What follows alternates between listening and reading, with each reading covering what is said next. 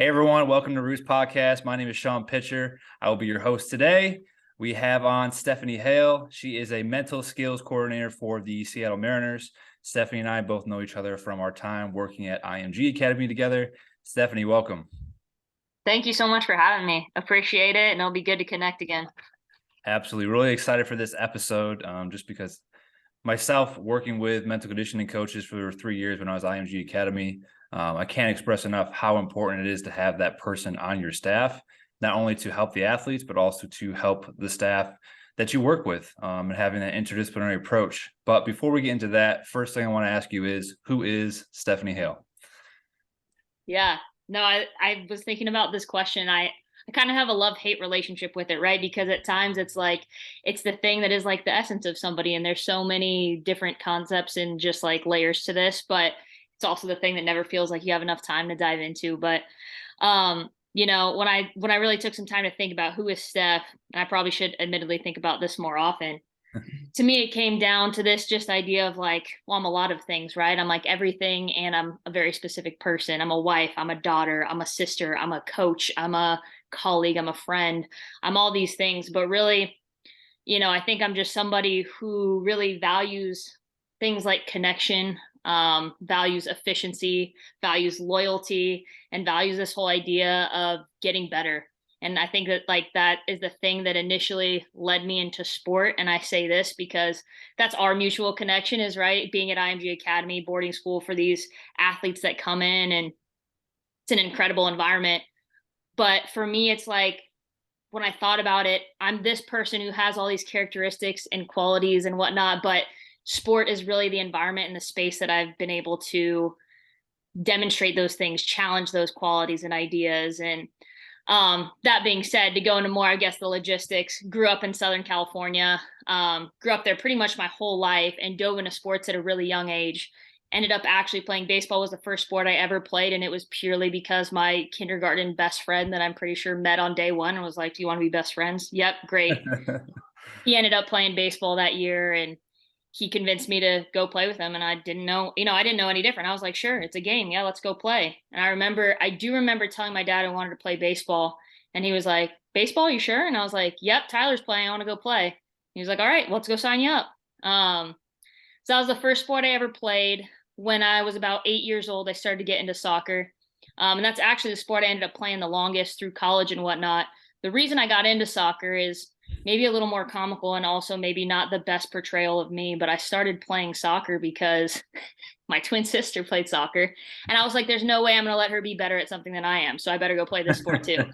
So I ended up playing soccer and did a little bit of dabbling in like cross country track in middle school and early high school, but I played softball through high school and I played soccer beyond high school into college, my 4 years of undergrad. So, bounced around a lot of different places, but that's really the first, like going through sport, especially in high school when things started to get a little bit more competitive. That's when I started to get interested in this whole like mindset, mental performance thing, because like a lot of people and probably like most other mental performance coaches, I recognized that I struggled with it and had no idea how to get better at it. And so that's kind of how I stumbled onto it. And I would, to go off of that point right there, I was the same thing for nutrition, right? Yeah. When I was growing up, I was a really husky kid. I always tell this story. When I went to Walmart, I was in the husky jeans section. Like I'm not gonna shame myself for it. It was what it was. Uh, Yeah. but yeah, it was one of those moments where you were like, I have to figure out how can I improve this specific attribute, or how can I improve this specific part of my life, because it's one of those things that's never going to go away, right? You're always going Yep. to be thinking, you're always going to have to use your mind every single day. Nutrition, you have to eat, sleep, and hydrate every single day. So it was one of those kind of same things that you're kind of saying there is, I was like, I have to start investing in this now, because if I don't, it's going to be a long-term struggle kind of going forward. And another Yeah. funny thing off of what you said was I mean, Laura, that's my fiance. She was also on the podcast. She also had a twin sister, and she also played softball with her too. So I was like, that's a funny little connection that I don't know if you knew Yeah. or not. No, I didn't know that, but I love that. That twin, man, there's just something inherent like about those twins and competitiveness. Even when you're like aware of it, it still shows up, but we Mhm. roll with it. Absolutely. In your own words, could you kind of explain to the audience what is mental conditioning or mental performance? Yeah. To put it simply, I think mental performance is just understanding the influence that mentality or mindset can have in what you do or don't do. Um, Specifically in the context that I train it, work with it, try to develop it, happens to be in the context of sport, right? And so I think that for me, it's specific to baseball now. Mhm. I've had experience working with other groups, but it's just understanding kind of what you said, that there's never anything that you do that's going to operate independently of a mindset that you bring to it. And so when we think about mental performance, it's interesting because there are kind of these layers to it. And I think it operates on more or less of a spectrum. And within that spectrum, there's these layers of like, we do have mental health. And I think mental health sometimes can also be like this spectrum, right? But there's this like clinical piece where we have to make sure that clinically individuals get the support that they need. And there is that kind of balance of like, no, we do have some clinical issues that we're going to treat. And then there's some progressions to that of like, okay, we get to a more balanced piece, which is then the next layer where we get into like well-being, maybe some of like the life skills and perspective piece. And then we get to mental performance, which I think we can think about more as like just optimal performance, right? But if we don't have the foundation of quality, stable mental health, we don't have a good balance from that of like well-being and habits to support that, it's going to be really hard to access that optimal performance piece and maintain it, right? So it's this layered approach and it requires all of these things. But I would say for mental performance and specifically what I do, I work with that top piece, and there is some overlap where I think as mental conditioning coaches, mental skills coaches, mental performance coaches, whatever the titles are that we use, there's some overlap in there between some of our licensed professionals, like our psychologists that tend to specify in more of the mental health side of things, and that's their expertise. That there's some overlap then of where we can both help support from the well-being standpoint and the life skill standpoint. But then there's that piece of like trained professionals in mental performance work with that optimal performance and the skill sets and strategies it takes to be able to achieve that, maintain it over time. So So yeah, I would say would you say kind of like sports psychology almost is a lot of the clinical end, so they can deal with, let's say, possibly prescribing medications or clinical diagnoses, and then more mhm. for conditioning, mental performance is more sports application. Is that kind of what I'm getting from there? Yeah, absolutely. So yeah, I think the way you said it there, the so psychiatry is probably going to be more of the like prescribing medications and whatnot, but psychologists are going to be able to diagnose and treat clinical issues. But I think that they're from sports psychologists, the thing that separates them from just like other psychologists or professionals in the field is that they do tend to have that ability to also train mental performance. But if we're mental performance coaches like myself, not a psychologist, right? I don't have that doctorate degree and that licensure. But yes, our training and our expertise comes with the on-field application, the in-sport context, specifically training those skills and strategies. We can provide some support on the well-being and life skill side of it, but for the most part, there's going to be some crossover and a clear point where it's, hey, no, we're going to hand this over to a mental health professional who has better training and competencies to handle this in the right way. Gotcha. So that's awesome. So it gives you a really good division line. It's like, all right, if you have this specifically going on, you can go see Steph. If it's something a little bit higher than me, you're going to see either an outside sports psychologist, or maybe you have one specifically within your team or your organization. You can see them. And then that way you're both kind of tag teaming that at the same time. So they're coming back down to your level, like in the actual in play, in time, have to have these skills in sport. You're there. But if it's something outside of there, it needs to be done more clinical, then obviously you have that option to go externally. Absolutely. Yeah, 100%. So let's kind of work into maybe like an example, like how is mental skills applied in the field, whether it's practice, it could be, I don't know, the weight room during a game, maybe give us some examples on how you either teach these behaviors or these skills, and then how is that transferring over to the athlete's game on field? Yeah, it's a great question because I think there do tend to be a lot of misconceptions about this, or how do we get this thing trained to be able to apply on field. And so to give you some examples, at least here with the Mariners, we're huge on trying to get our players to understand their experience and their feel, and then be able to use their skills and strategies to regulate or manipulate that to get themselves into a more productive space or state. So one way that we use that For example, so we're talking baseball specifically, right? And so a big thing for our players is we want to make sure that they can get themselves pitch to pitch to be able to be in control of their thoughts and their body, right? And so we we like to challenge them a little bit with this idea of how do we get them to feel what it's like to not be in control, but then regulate themselves to get to a space where they then regain control or can regulate that response. So we use cold tubs a lot here, which has been a pretty awesome experience. And it's something that's really caught on over the last several years. But the main reason that we've utilized this is because our players will have them come out, and we usually do this at the start of the day. They're in for 1 minute. So it's enough that it's not going to actually like cause their body to have this shutdown response, but it's actually going to help them be more alert to start the day. They're going to feel better, but they're going to get that initial response of they come, they get in the cold tub for 1 minute. And as soon as you get in the cold tub, right, you get that automatic like, crap, I need to get out. Like, I don't want to be here. You're immediately uncomfortable. Your body tenses up. Your breath starts to get more rapid. Your heart's racing. And so we talk to them about this in the sense of like, well, what happens when you're in the box and it's a 2-strike count? Or you're on the mound and it's 3-0 and all you can think about is walking this guy. Like, what do you think is happening to your body and mind in these situations? And we start to draw those parallels about what happens, but then give them the tools. Well, how do we regulate this?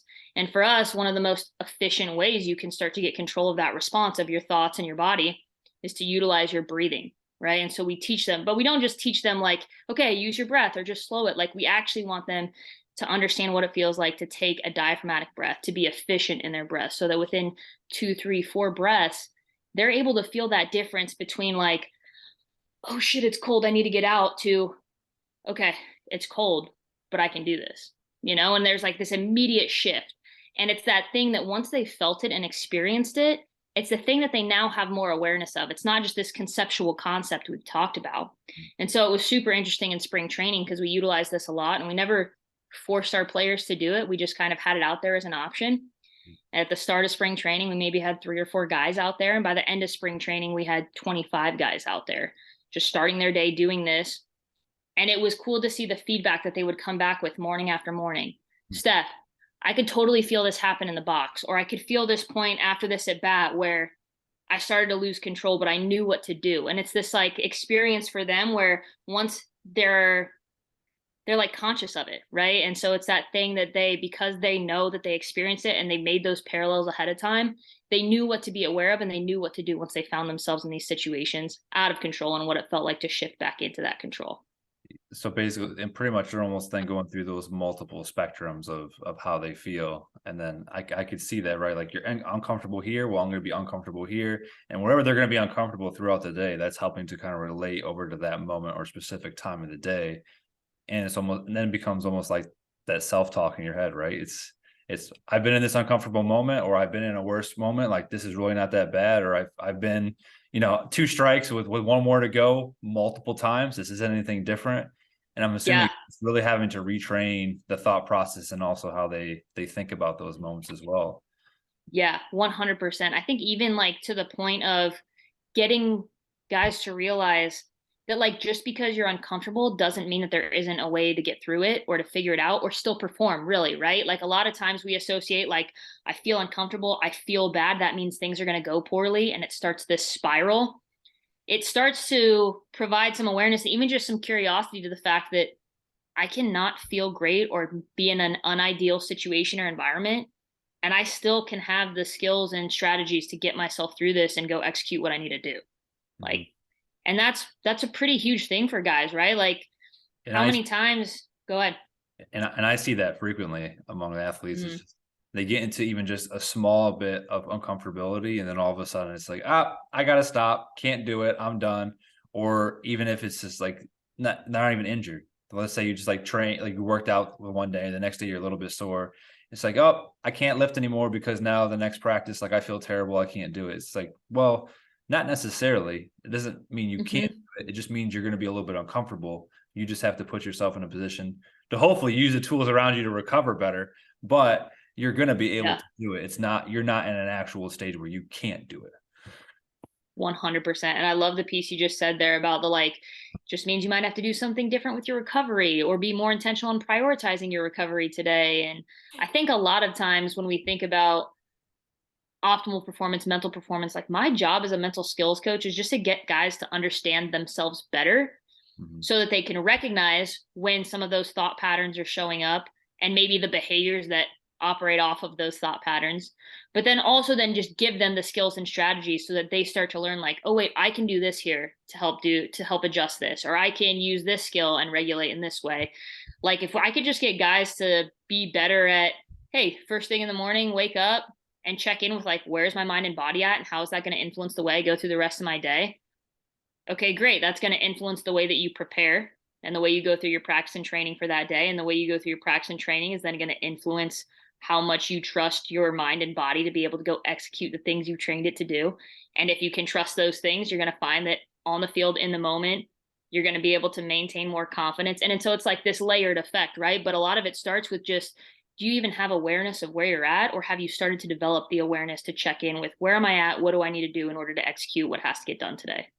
Yeah, I mean, all those things are going to affect your whole day, not like the next hour. I mean, I'll tell my athletes a lot of time, even it's what you do the night before is going to affect how you're even going to feel going in the morning, your appetite, Mm-hmm. your mood, whether you want to actually do something or not, your thought process, right? I mean, I'm sure you speak about sleep probably pretty frequently, but sleep for me and telling these athletes to get more sleep is a huge component that I have found just doing enough assessments on guys one on one just has a direct correlation to almost determining a lot of times how your entire day is going to be decided. Because if your sleep is poor or you sleep too long into the morning, I mean, pretty much guys or girls, like their whole routine is just thrown off.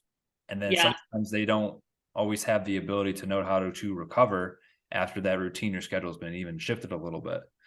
Yeah, 1,000%. And I think we find that a lot in baseball, especially because they have such a weird training day, right? Like a lot of times their day doesn't even start until 11 o'clock noon. Like they'll show up at the stadium then. They'll get to the clubhouse. They've still got an hour or so, maybe some guys hour and a half until anything actually starts on field. They go, they train all day. They have a couple hours and maybe like hour and a half, 2 hours between the game. Game starts at 6. They play till 10. They eat, they go home, and they're wired from the game. So some of these guys aren't going to bed till 1 or 2 in the morning, sleeping again until 10 or 11 in the morning the next day. And it's like, they're aware of the fact that they're tired. And it's like, how do we help you regulate that sleep cycle when it's pretty abnormal as is? And so we've tried to help educate guys on what they can do to help manage that, just knowing that they have a weird schedule, but also trying to educate them on the discipline that they have to have because you're going to be wired, but here's all the things that you can do to try to like down regulate faster post game so you can get yourself into more of that parasympathetic state and sleep through the night more often. But Yeah. it's It's just it's a tough conversation, but it's important, like you said. so many sports just end so late and guys just Mm-hmm. don't, especially like that's where the education comes from. Like the guys just can't put two and two together, like, oh, I just can't sleep or I can't stay asleep.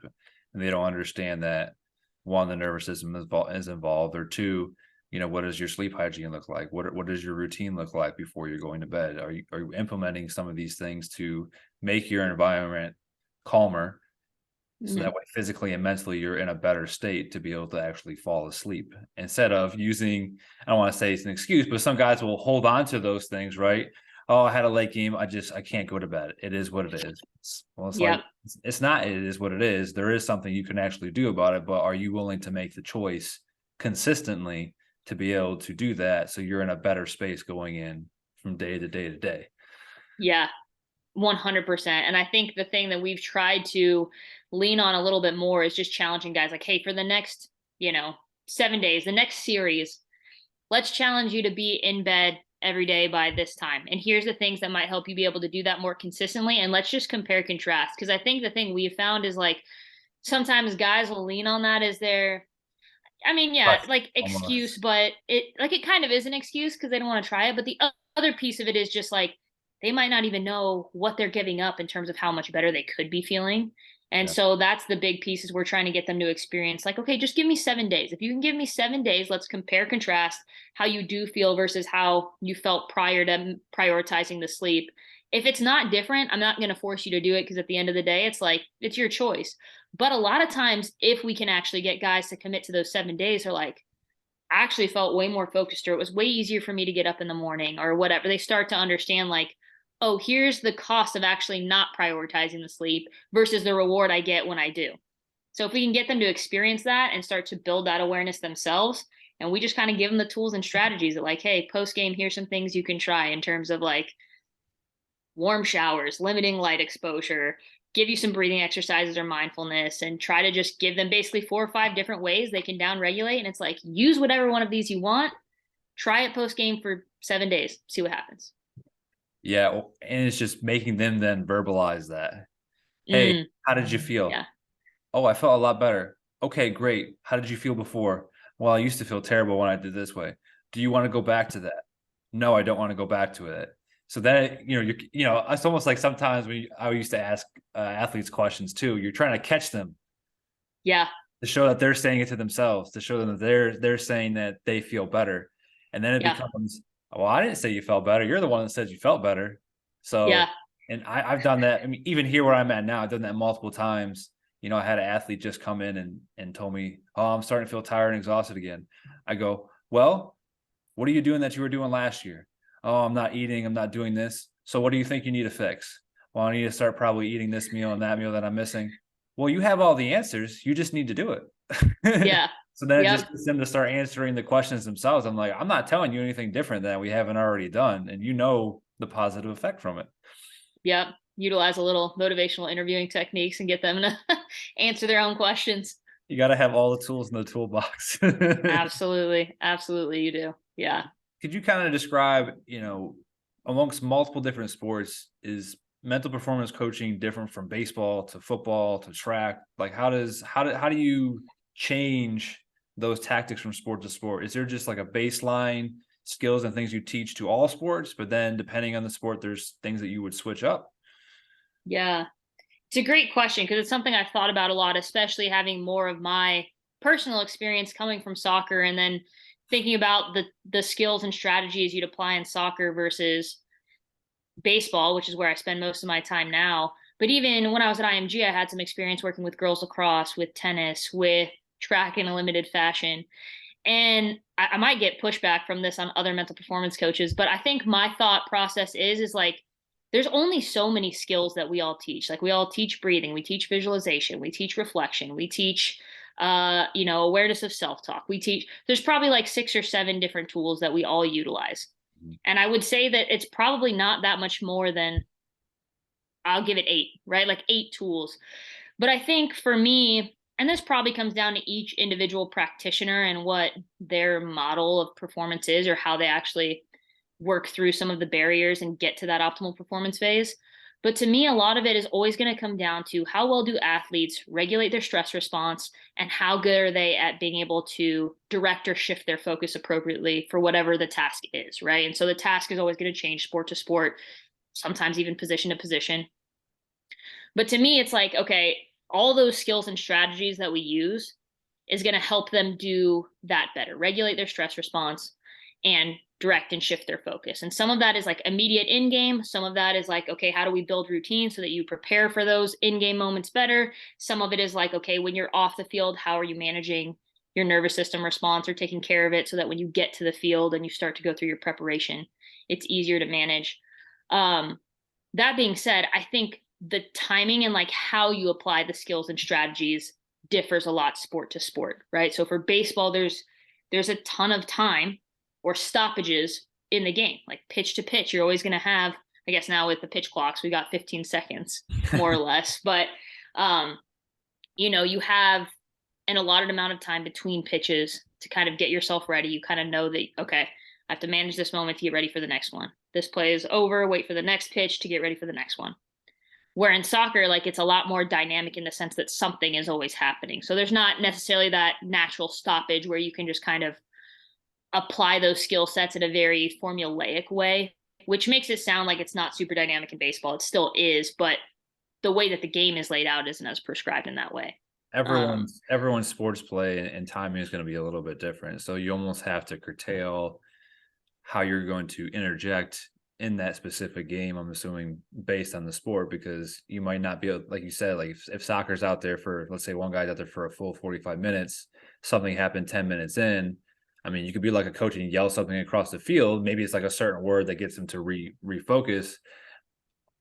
compared to baseball, if they're going to be standing in there with you because they're not going to go back out until X amount of minutes, then yeah, you have a lot more time. So it's almost like you have to pick and choose the skills in those moments that are going to best apply based on the specified sport that you're going to work with. Is that what it sounds like almost? Yeah, exactly. And like, just to give a more tangible example, like we talked about the breathing earlier, right? Like between pitches, I can step out of the box or I can step off the mound.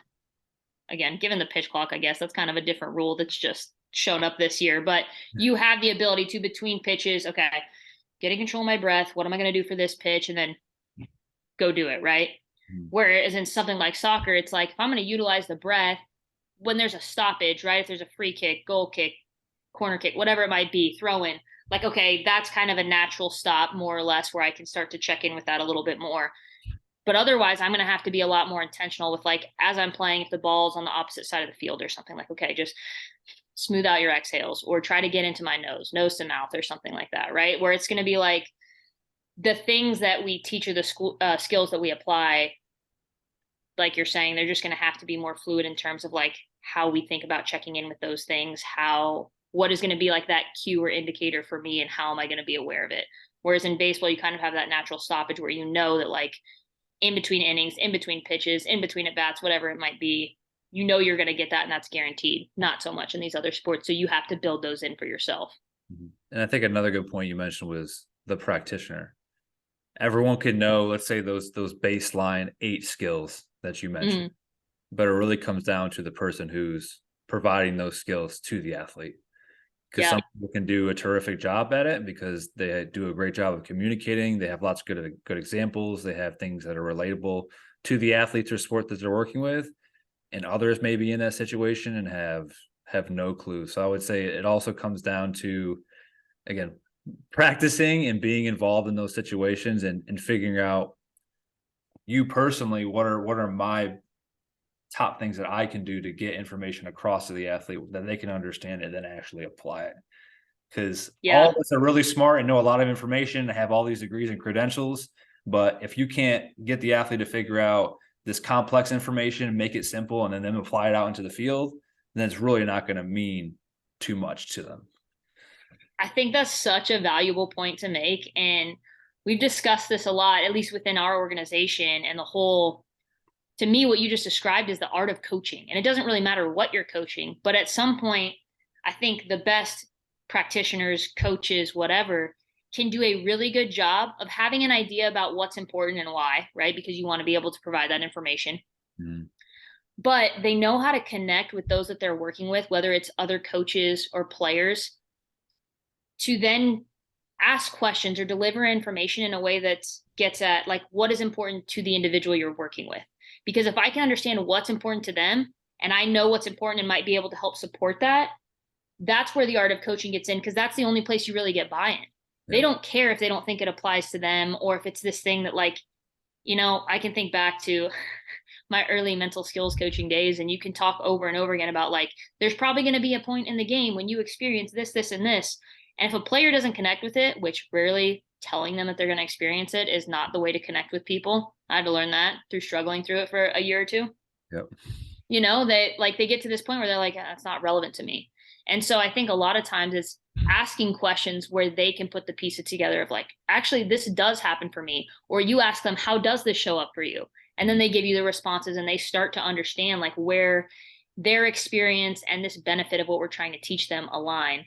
And so they at least have the opportunity and autonomy to make the choice of, I'm going to do this because I know that it's helping me, or I know that this thing could help me, but I'm not ready to do it yet. And that's like a very real process that a lot of people have to go through. And there's something that is eventually going to push them over the edge to get to that point where they're like, actually, no, I need to commit to this. And then they're going to actually stick with it probably a lot better and a lot longer than us just trying to, like, tell them. And everybody changes at a different pace. That's why sometimes it gets frustrating when you're working with some staff or some coaches, or just, high level environments that, they want that specific athlete to change right away. And a lot of times, hey, if this is what they've been doing for the last 20 years, 25 years, I can't change this in a week or a month. You're going to need to give me time. And they have to see it as valuable enough to want to make the change to do something different. I can't make them feel that it's important to them. it's not going to Yeah. work. I can't force Yeah. it to them because someone from higher up is saying their batting average is terrible and they look awful. And if we don't do something soon, like they're going to get fired. Well, I can do this, and this, and hopefully they make the decision to change that, but I can't ultimately go out there and do it for them. 1,000%. And I think as you were talking right there, the two things that stood out to me is like that's where it's our job as coaches to really get to know the individuals and be able to connect with different types of individuals, right? But really understand like what are their values? Like this is where the values conversation comes in terms of like, do we understand what's important to them? And if we understand what's important to them, that's at least the thing that helps us get our foot in the door. But the other thing is, can we provide them the evidence to show why this matters? And I think sometimes this is really underutilized because it's that thing that I've learned, at least being in baseball, right? There's so many numbers that we can attach things to, but there's a lot of ways that we can show evidence of, hey, those that have made it to the big leagues have trends of doing X, Y, and Z. What does it take for you to be able to do X, Y, Z? And do you even want this? Most guys in professional baseball want to get to the big leagues, right? So we kind of have that alignment. A lot of times the discrepancy comes in, do we agree on how, like, what's the best process for you to get there? Yeah. But when we have the evidence to say, this is why we're suggesting this process, we can at least provide that to the player. And they're going to either be like, okay, yeah, I'm on board with this, or I'm on board, but I have questions about X, Y, Z, which is also valid. Or we get some players where they're just like, I don't think that's true. And it's like, okay, well, here's the evidence for it. If you don't believe it's true, that's fine. I would say that's a very small pocket of players, but it is that thing where it's like, if I can show you evidence, I'm at least giving you the information to either ask questions, believe it more inherently, or you're making the decision against all the evidence I'm showing you. A good transition to there is then how do you then work with an interdisciplinary staff to get that athlete to that point, right? Because I'm sure I've seen obviously a big movement with lots of different professionals getting added, whether it's sports science, sports dietitians, you have your coaches, your strength and conditioning coaches. Can you speak on how having that team is helping to hopefully push those athletes in that direction that they want to get to? Yeah, I think it's a huge benefit because every individual is multifaceted, right? And all of these things have this connected dynamic relationship that play off one another, right? Even just thinking about the sleep, like there's aspects of nutrition that are going to impact that. There's aspects of alert, like how you alert your nervous system or how you start to downregulate your nervous system that are going to impact that. There's elements of how you're getting your body to recover. Like it all plays a role. And so I would say I'm super biased because this is my experience, but I would say one of the hugest difference makers to me at the Mariners is that we all have this overarching philosophy of like, what are we all trying to get our players to do in order to make them competitive at the big league level? And we have this like key core concept. And I think if we all broke it down, every single department could be like, I understand what my job is to make this happen. Mm-hmm. And so that is huge because we all understand what direction we're working in. And if we can't provide some type of support or evidence for why what we're doing is going to help our athletes do this better, then we probably shouldn't be doing it. So it eliminates a lot of bullshit right out the gate. But I also think it opens the door for collaboration a lot more because we all understand that we're working in this direction. It's like, hey, how does what I do influence the way that you're trying to get this player to do X, Y, Z, right? And so like if we work with our dietitians and we're talking to them about like it takes a mindset in a lot of ways to commit to some of the habits that they need in order to execute the things that would be most beneficial for them from a dietary standpoint. We do the same thing with our strength and conditioning coaches in the weight room. Like, how do we get them to take that mindset or understand the ways that they can leverage their mind and their thought process to go get the most out of their training, their physical training? And I think something that's also been super interesting to me is thinking about being truly integrated. And this has been something that's kind of unique to my experience. And I don't think it's like I don't say this to say that one's better or worse, but I think just the models and the environment itself, like being in professional baseball, our job 100% is to make sure that we get our players to be as competitive as possible. We're trying to develop big leaguers, right? And so I say that because I don't know that my experience at IMG was always representative of like, we're trying to make sure that every girls lacrosse player is like a D1 scholarship. Like that wasn't the case, right? A lot of times our job is helping them build the life skills, the well-being. And then occasionally you get to that point of like actually trying to impact certain performance metrics. Mm-hmm. But truth be told, like not all of those athletes are there for that. Some of them show up and they're like, I don't even know if I'm going to play in college, which is fine. Like that's totally fine. But just the environment and the task itself for what our job is as coaches shifts. And so I say that because being in this environment, I do think that to be truly integrated, like at least from the mental performance side, I have to one have a base knowledge of the sport. Like I have to understand what is the task calling for when I'm in the box, when I'm playing defense, when I'm pitching XYZ, right? Um, but I think that there's also this inherent piece of like being able to be in the performance environment consistently. Like we wear baseball pants. We're on the field with them all the time. When they're in the cages, we're in the cages with them. When they're throwing pens, we're out there with them. But I think the knowledge of the sport is so important because if I'm going to be out there, I better be able to speak the same language that they're speaking. Yep. I better be able to understand what they're actually trying to accomplish in their work out there. Because if I don't, I can't support it. Right. And so I think that that's something that's been really fascinating to me is that being a part, at least, of this organization, we are so well integrated that we're treated the same as our hitting coaches are. We have that much value, right? And that's not always the case for mental performance. Sometimes we're just that extra resource that hangs out in the back corner. We're the meeting at the end of the day. And that hasn't been the case for us. You know, a lot of times we're not immediately going to like, hey, we need to manipulate the mechanics of a swing or his delivery. Like, it's like, okay, wait, where was his mindset for this first? Can we check the box of like where his focus was? How committed to what he was trying to do was he? Was there any doubts? Like, and we start to work from there because everything operates off that mindset, right? It's hard to pinpoint certain things if we don't understand the mindset that led to that in the first place. And so that's been super impactful for me to feel like I can do good work, but then to also feel like I'm a valued member of the team. Yes. Key things there, being in the athlete's environment makes a huge difference in all those spaces that you talked about, whether it's practice, whether it's lift, whether it's the game. They want to see you out there. When you're not out there, you're going to know right away. Yep. Second thing, honestly, it clearly sounds like your organization's not in a silo. Everyone's on the same page. There's no ego over another person.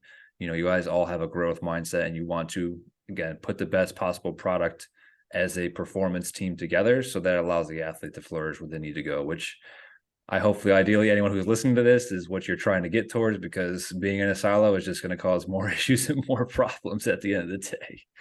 Yeah, 1,000%. And I think sometimes it's like being aware enough to check, like, are you in a silo? I think sometimes like we think because we have all these resources or these teams and because we end up meeting or having conversations about players, like that doesn't mean that we've actually manipulated the training system or environment to be able to be truly interdisciplinary. We're still trying to train these things away from the one place that they all actually have to be executed in. Yep. So, yeah. Stephanie, it was awesome having you on today. Could definitely probably bring you on for a second time because there's definitely a ton more questions that I have to ask you. I think the viewers will get a lot of information from this. Again, anybody who wants to contact Stephanie, I'll put her contact information. I'll put my contact information in the bio below. So if you guys have any questions, concerns, want to reach out to us just to get better and improve yourself or just have a chat like this, definitely going to be open to do that. And Stephanie, once again, really appreciate you coming on today and spending your Sunday with the viewers here. Yeah, thank you for having me. Enjoyed the conversation. I love getting into these topics, so much appreciated.